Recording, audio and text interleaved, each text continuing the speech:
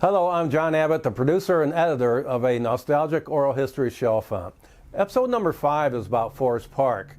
A lot has been written about this well-known amusement park, but I think you will really enjoy the unique movie film clips and photos of inside the park.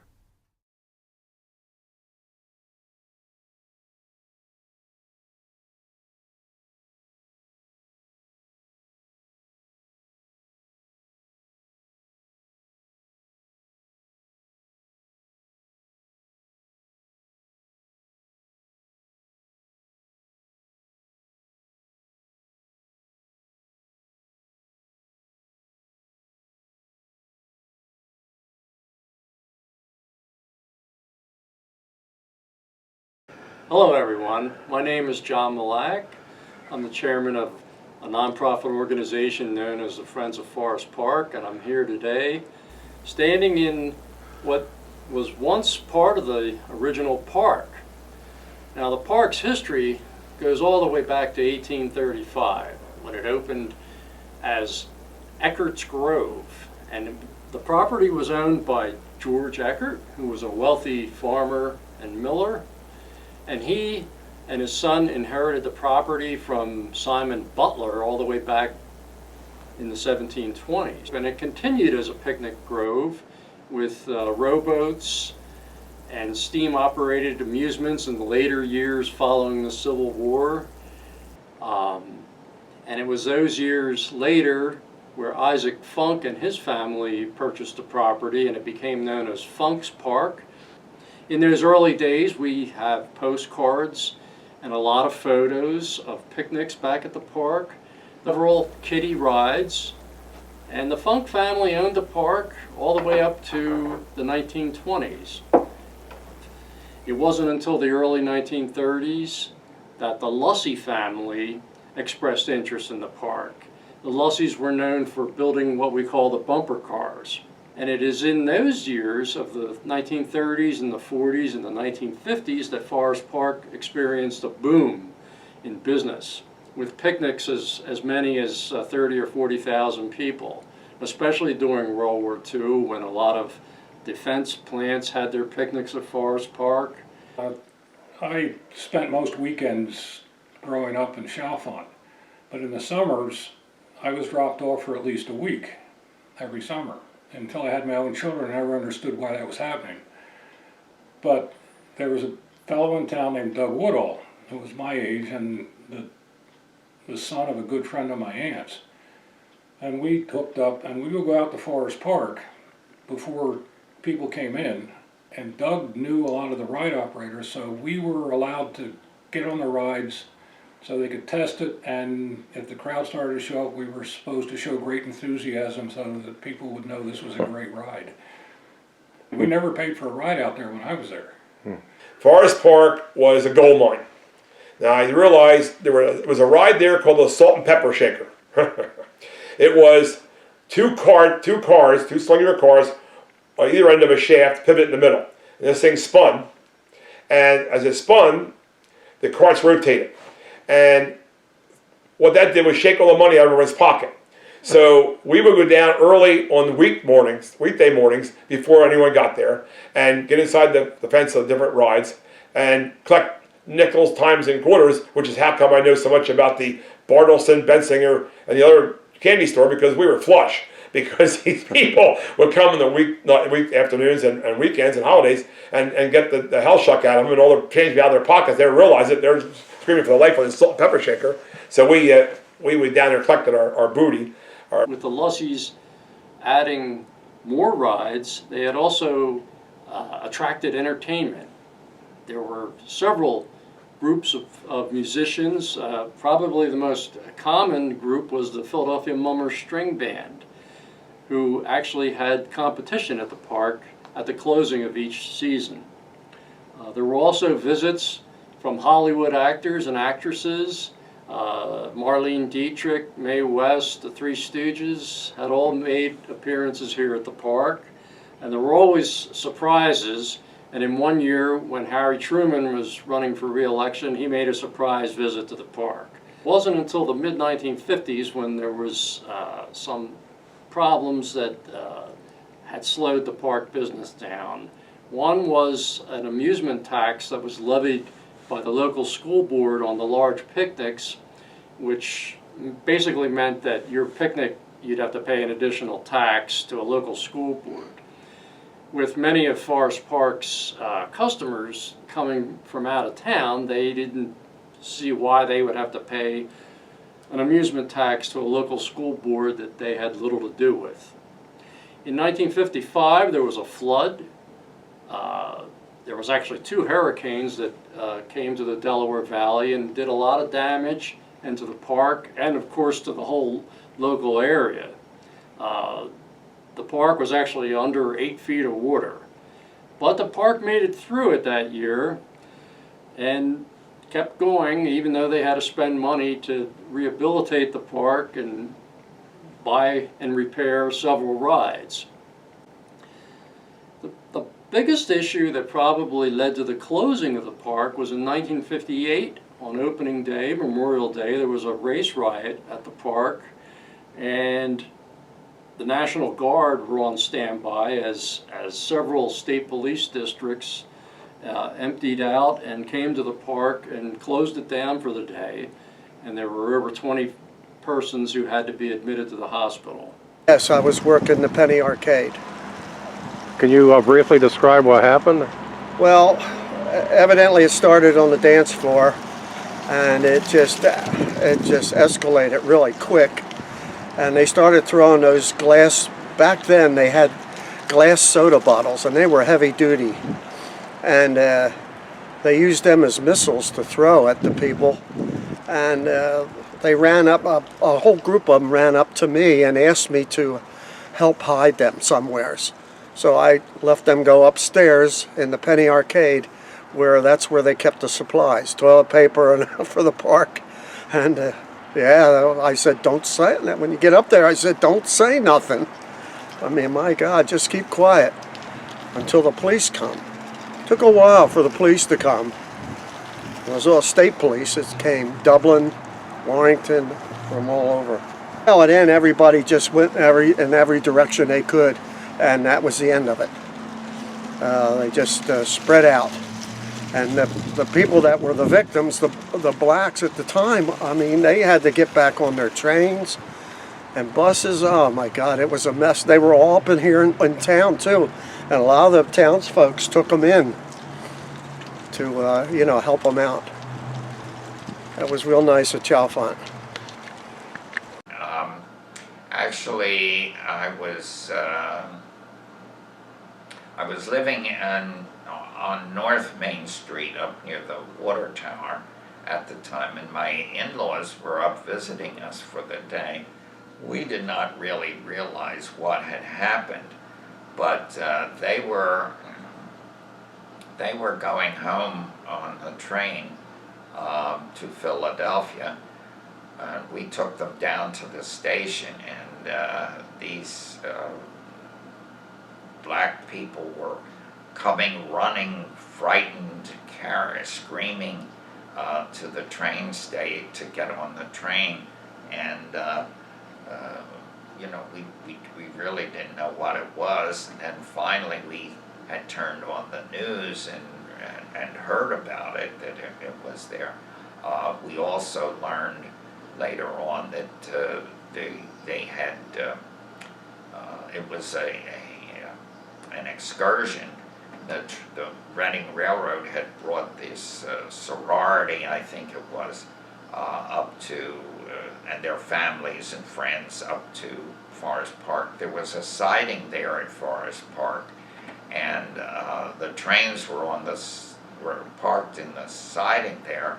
A lot of them ran to the train to get on the train for protection, and the whites that were attacking them followed them and started throwing rocks and stones through the windows. The windows were all shattered, and it was not a pretty sight. Also, right down the street, I had, as I mentioned before, I had a friend named Chester Lutz. We were buddies, but the house next to them was right at the beginning of a path that took you up over the railroad and into the park. And so some people ran down there, and this one man was banging on the door trying to get into the house and tell them that there was someone that was hurt, very badly hurt, and you know, get him trying to get help for the person that was hurt, not for himself. But it was a very scary time for the people that were in the park. I worked at the French fry stand during high school, and they were the best French fries you could eat. They wouldn't be able to do it today because we fried them in peanut oil. So that would be a no-no today because of people with allergies. But we always had vinegar and little cruets on the counter because the Philadelphia people apparently put vinegar on their French fries. And as I said, we had the cotton candy too, but that we couldn't spend on humid days at all. I think they used to have dances in the hall, like at one time, way back. I know during the, right after World War II, there was a big celebration, a whole week-long celebration for the ending of the war. And I believe out there in that big hall, there was different things going on during that week at night and all. And that hall was also used by St. Jude's before they built their church. St. Jude's met out there, had their church out there in the hall. One of the popular items at the park was the park swimming pool. It was an Olympic-sized pool, and it was 75 by 150 feet, and it was quite an attraction, one of the largest pools on the East Coast at the time. If you look at the photo that we have here, you can actually see the park swimming pool just on the edge here of Route 202 and Bristol Road. It had several bathhouses. There was parking right in front of the pool. Oh, well, Forest Park was a really a great summer pastime for all of us kids, particularly the pool over at Forest Park. We used to be able to get a season ticket to the pool, which we could swim as often and as much as I want. I remember the first one that I got was, I think, I forget now how much it was. It wasn't much, maybe 15 cents or something like that for the month of August, right before it closed. And I could pay it off of a nickel a week. And so that was my start there at the pool. But that's where I learned to swim, and I learned to dive. And the pool had like, you would check your clothing. They had these changing booths. Like cabanas? Yeah, well, it was all in a row, and they were open like at the very top. They had a section for women and a section for men, and you were given a bag that was like on a hanger to put your clothes in, and then you were given a little medal like on a strap that you were supposed to put around your ankle or your hand to claim the bag later. And she worked that, and then she got promoted up to the restroom where her sister, older sister Jackie, was working. And Babs told about how she was serving hot dogs this one day and sodas, and she went to get another box of hot dogs out of the refrigerator, and when she opened them, it was all moldy, and she took them back to Mrs. Lussey. Mrs. Lussey said, "Just wash them out in the soda water." Babs said she thinks that's why she never ate hot dogs after that. But that was her promotion to work up in the restaurant. I can't think of, I know I never had membership because there was always work to do on the farm. During the week, there was not much going on in Forest Park, but on the weekend, he had a lot of picnics there. And particularly in the spring, a lot of the schools in Philadelphia would have an outing at the park, and they would bring the children up there. and the park was busy at that time. On the also, a lot of the companies had their company picnics there at Forest Park, and they would be on the weekends. Heinz Manufacturing from Philadelphia was one. The Bud Company, which made automobile bodies, parts for automobile bodies, they would come up. I do remember them. The park did have a baseball field, actually several baseball fields, and they are also on this photo, the photograph, and they're probably in the location that I am actually standing right now. And that was right next to the bowling alley and the Penny Arcade and the Chalfont Auditorium, where there were several events that would go on as you booked your picnic. One of the many things to do. Alvin Moyer mentioned as a boy he used to, apparently had a small bowling alley, and he used to set pins, I think he said it was for 10 cents an hour in ice cream. There was also an attraction at Forest Park based on the legend of Forest Park, and it was called Frontier Town. The legend is that they had buried Chief Tammany at the confluence of the Pine Run and the Chamonix Creeks. With the legend of the Indian and the very common theme of cowboys and Indians at the time, that became the center focal for Frontier Town, where the Forest Park Miniature Railway would run out to every day, about 20 times a day, and there was always a surprise train robbery by Chief One Star, who was an actual employee at the park at the time. And part of the fun and curiosity was you never knew what train he was going to rob. But Frontier Town opened in 1948, and that stayed open until the closing of the park. And it was basically a Wild West remake. This area up here is Frontier Town, which was built in 1948. There was actual picnic groves even beyond that. Chief One Star would also take the kids around all the time on arrowhead hunts, tree identification, animal footprint identification, and tell them Indian stories, legends, and lore. It's hard to imagine when you tell folks that the picnic business was the big business here at Forest Park, and they did have as many as 30 or 40,000 people here. One of the examples is the Bud Company picnic, which had their picnic several times at the park, and they were a big defense plant contractor who had auxiliary plants, and they had over 30,000 employees who would basically come in and take over the park. That was one of the larger picnics.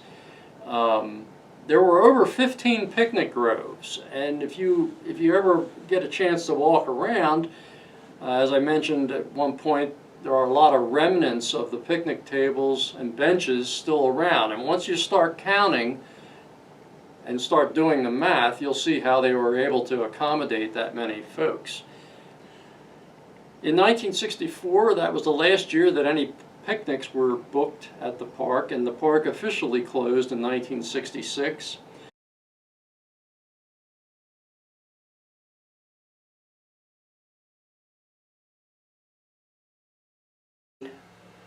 But we were always in the pool.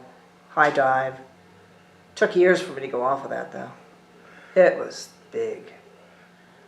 Just a bunch of us. We just swam all day long and just played. And then a little later we would stop, I guess. We would get out, and lots of times we'd just walk over to the amusement park and go on the rides. And the rides, if we did pay money, it was not a lot of money. But most of the time I think they just let us go down. We would come home with burning eyes because we swam so hard all day long. Place to meet boys. Oh, absolutely. First boyfriend there. It was just a good life to not have to do anything but play and swim. We just went and had fun. And that's how we got our group together in Chalfont, and we stayed together probably up to 10th, 11th grade. Made good friends for the rest of our life. But we were just plain happy kids back then. Yeah, and then we would just have fun swimming all day. And that was it.